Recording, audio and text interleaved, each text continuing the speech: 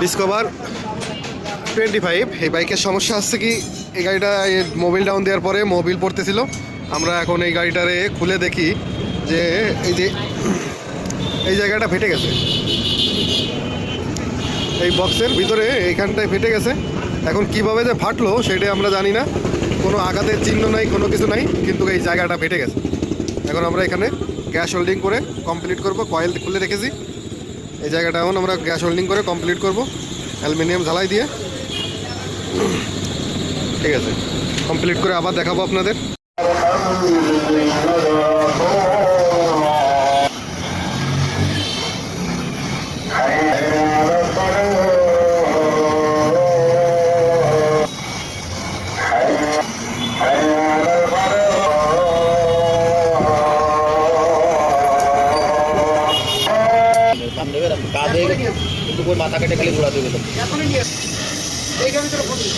দুই সাইড দিয়ে আমরা হোল্ডিং করে নিচ্ছি, gas holding, aluminium gas holding করে নিচ্ছি। তা নাহলে আবার ওইখান থেকে এক সাইড জোড়া হয়ে গেছে, আর এক সাইড যদি না জোড়া লাগে তাহলে সমস্যা হয়ে যাচ্ছে।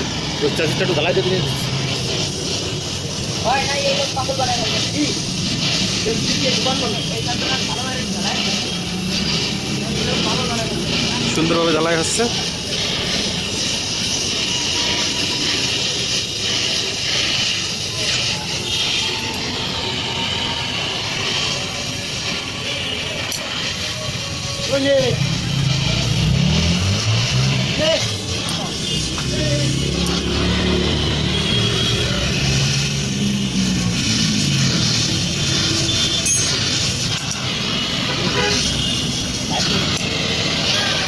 ওকে, আমাদের জ্বালাইটা ওকে হয়ে গেছে, এখন সুন্দর মতো ক্লিয়ার।